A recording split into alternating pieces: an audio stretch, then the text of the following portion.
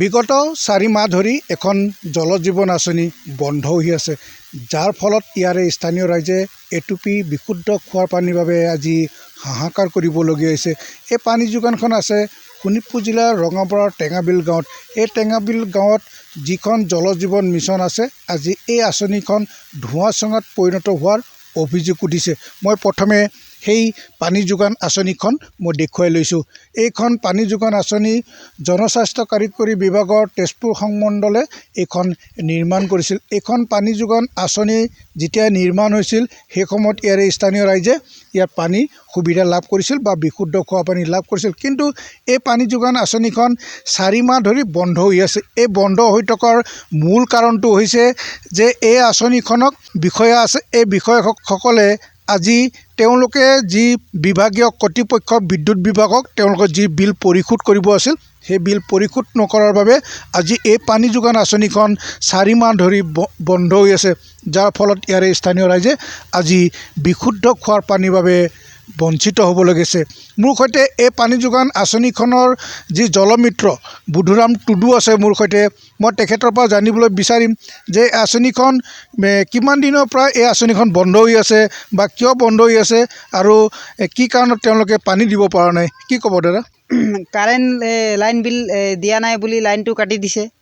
Current কাটা আছে। তাৰপিছত কাৰেণ্ট কটাৰ পিছত ফেব্ৰুৱাৰী মাহত কাটিলে। মই ট্ৰেইনিঙত গৈছিলোঁ। সেইটো মাহত আহি লাইনমেনে আহি কাটিলে। লাইন কটাৰ পিছত কেইমাহৰ পিছত আকৌ সলনি কৰিলে, মিটাৰ বক্স সলনি কৰিলে।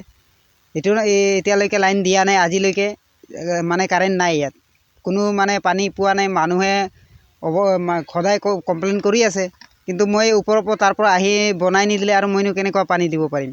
মইতো ফোন কৰি আছোঁ, এছ অ' ছাৰকো ফোন কৰি আছোঁ, এছ অ' ছাৰে ফোন ৰিচিভ নকৰে। মই 2-3 বাৰ হ'ল ফোন ৰিচিভ নকৰে। এতিয়া এওঁলোকক কৰি নিদিলে আমিনো ক'ৰ পৰা কৰিব পাৰিম। আপোনাৰ নামটো? মোৰ নাম বুধুৰাম টুডু।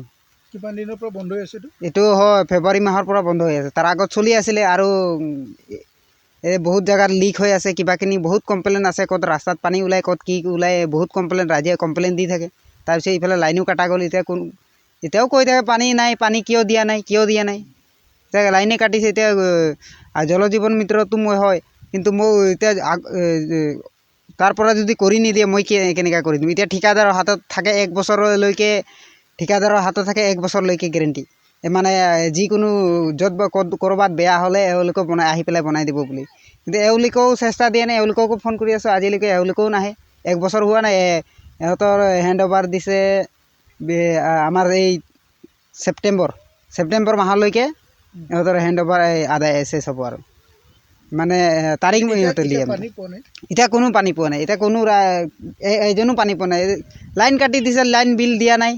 ঠিকাদাৰৰ হাতত আমি অফিচত গৈছিলোঁ, জল জীৱন মিত্ৰ অফিচত, আমাৰ অফিচত গৈ ক'লোঁ। তাতে তেওঁলোকে ক'লে যে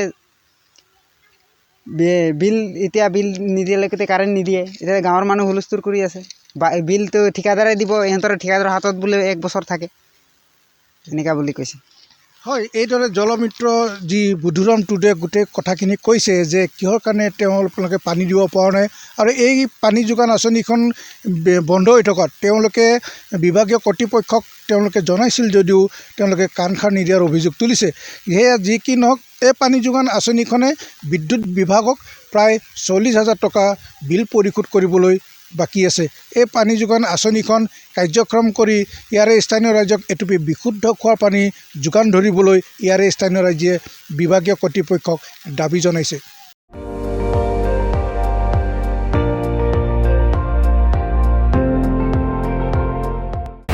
আপুনি চাই আছে ND24, সৰ্বশ্ৰেষ্ঠ নহয়, সৰ্বোত্তমৰ দৌৰ।